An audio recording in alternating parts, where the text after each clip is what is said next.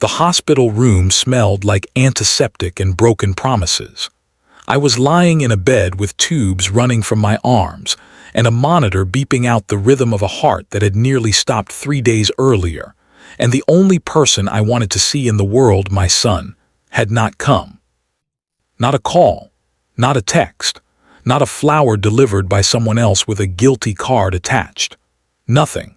Just the particular silence that only exists when the person you raised from a screaming, helpless infant decides that whatever is on his calendar matters more than the possibility of never seeing his father alive again. My name is Daniel Hargrove. I am 67 years old. I had a triple bypass surgery on a Tuesday morning in October, and I want to tell you what happened next, not because I'm looking for sympathy, and not because I want to paint my son as a villain. I want to tell you because what I did in the aftermath of that silence changed my life so completely that I barely recognized the man I was before that hospital bed. And if you've ever felt invisible to someone you love more than your own life, then maybe this story belongs to you too. The morning they told me I might not wake up. It started 6 weeks before the surgery, with a pressure in my chest that I kept dismissing as indigestion. I was a proud man, the kind of proud that borders on stupid. I'd spent 40 years as a civil engineer, building bridges and overpasses in the Pacific Northwest, and I'd developed the particular stubbornness of a man who has spent decades telling concrete and steel what to do.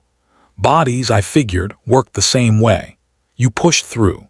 You didn't make a fuss. My wife, Margaret, had been gone for 4 years by then. Pancreatic cancer, swift, merciless, the kind of disease that doesn't negotiate. After she died, I rattled around our 3-bedroom house in Portland like a marble in a shoebox, and I'll admit honestly and without shame that I stopped taking particularly good care of myself. I ate poorly. I slept too much or not at all. I watched too much television and called it resting. Grief has a way of making neglect feel like peace. My son, Marcus, lived in San Francisco. He was 38. A tech product manager at one of those companies whose name everyone knows, the kind of place where they have kombucha on tap and no one seems to own a tie. He was successful and bright and handsome in exactly the way that his mother had been handsome, with those sharp cheekbones and that easy smile. We talked on the phone, more or less monthly, in conversations that felt increasingly like two polite strangers updating each other on the weather. He had a girlfriend named Priya whom I'd met exactly twice. He had a life that hummed along at a frequency I could no longer quite hear. I don't blame him for drifting. I want to be clear about that. I had not been, particularly after Margaret died, a warm or easy presence. Grief had made me rigid. I gave advice when what was needed was listening. I referenced his childhood mistakes when what was needed was grace. I know this about myself now. I did not know it then. The morning my cardiologist, Dr. Renata Ellison, sat across from me in her office with a particular quietness about her face, I understood immediately that the news was serious. My coronary arteries, she explained, were significantly blocked, 3 of them, in a configuration that had essentially been a slow countdown. The pressure I'd been feeling in my chest for 6 weeks was not indigestion. It was my heart announcing that it was tired. "We need to schedule surgery within the next 10 days, she said. "Daniel, without intervention, we are looking at a very high risk of a major cardiac event, possibly fatal." I nodded. I asked practical questions about recovery time and anesthesia, and whether I'd be able to drive myself home afterward. Dr. Ellison looked at me with the patient exhaustion of someone who has watched too many stubborn old men refuse to absorb the gravity of their own mortality. "You should have someone with you," she said. "Is there family?" "I have a son," I said, "in San Francisco." She nodded as though this answered everything, and in a way it did. The call I made, and the answer I received. I called Marcus that evening from my kitchen, standing at the counter where Margaret used to make her famous lemon cake every Sunday, in the particular yellow light of early October. I had rehearsed what I wanted to say. I did not want to be dramatic. I did not want to guilt him. I wanted to be straightforward and calm, to extend an invitation rather than issue a summons.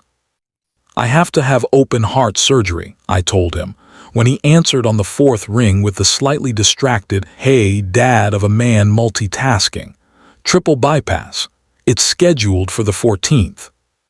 There was a pause, the kind of pause that has weight to it. "Wow," he said. "Dad, that's wow. Are you okay?" "I'm alive," I said. "The surgery should fix it, they think. But it's serious, Marcus. I wanted you to know." "Of course, yeah, thank you for telling me." Another pause. "When did you say it was?" "The 14th. "The 14th, 2 weeks from Tuesday." "The thing is, Dad, we have this product launch happening that week. It's been on the calendar for 8 months. I'm the lead on it." He exhaled. "I don't know if I can get away. I'll try to figure something out. Can I call you back tomorrow?" I said yes. He did not call back the next day or the day after that. By the time the 14th arrived, I had received 2 text messages, one the night before surgery that said, "Good luck tomorrow, Dad. You've got this," and one 4 days after that said, "Hope recovery is going well. Been slammed. Call when you can." I lay in that hospital bed reading those texts, and I felt something shift inside me. Not anger exactly. Not grief, although grief was certainly present. It was more like clarity. A sudden, clean, terrible clarity about the architecture of my own life, about what I had built and what I had failed to build, and what I still had time to build if I was careful and intentional and brave. The decision that changed everything. I was discharged after 8 days. My neighbor, a retired schoolteacher named Carol Birch, who had been quietly bringing me casseroles since Margaret died, drove me home and made sure I had groceries and my medications organized in the little weekly pill sorter that I had always privately considered a symbol of old age and was now deeply grateful for. That first night home, I sat in my living room in the dark for a long time, which I understand sounds morbid but was actually the opposite. I was taking inventory, not of what Marcus had done or failed to do. I had already resolved not to organize my healing around someone else's choices, but of myself, of what I wanted the rest of my life to actually look like. I was 67. I had, according to Dr. Ellison, a good chance at another 15 to 20 years if I took care of myself. Margaret was gone. My career was behind me. My son was a near stranger in a city 400 miles away. I had a house full of furniture that hadn't moved in 4 years and a calendar that was essentially empty. I made a list, an old-fashioned one on a legal pad with a pen. I wrote down every single thing I had always wanted to do and had deferred, every place Margaret and I had talked about visiting, every hobby I had abandoned when work consumed my 40s and caregiving consumed my early 60s. Every relationship I had let thin and fray because I was too busy or too proud or too grief-stricken to maintain it. The list was longer than I expected. It took up 3 full pages. Then I did something I had never done in 67 years of life. I started at the top and I began. What beginning actually looks like. The first thing on the list was embarrassingly small. I wanted to learn to cook properly. Margaret had always been the cook. After she died, I had been subsisting on a grim rotation of frozen meals and diner breakfasts, which, as it turns out, is an excellent way to clog 3 coronary arteries. So 3 weeks after surgery, still moving slowly, still wincing when I laughed, I enrolled in a beginner cooking class at a local kitchen studio. There were 8 people in the class. Most of them were 30 years younger than me. Our instructor was a compact, energetic woman named Sujin who had exactly 0 patience for excuses and an almost evangelical passion for proper knife technique. I was easily the worst student in the room for the first 4 sessions. I burned a bechamel. I oversalted a risotto so aggressively that Sujin said, diplomatically, that it had bold choices. I cut a carrot so unevenly that my neighbor at the counter, a young nurse named Brianna, quietly took the knife from my hand and showed me how to use the knuckle guard technique without making me feel like a child. I went back every week. By the 8th session, I had made a chicken piccata that Sujin declared genuinely respectable. I was stupidly, disproportionately proud of this. I took a photograph of the plate and almost sent it to Marcus, then didn't, then did. He responded with a thumbs-up emoji. I enrolled in the next course anyway. The letter I wrote and chose not to send. 3 months after surgery, I wrote Marcus a letter. Not an email, a letter on paper, the kind his mother used to write to her own parents before they died. I wrote it over several evenings, revising carefully, trying to excise every sentence that was more about my own pain than about actual communication.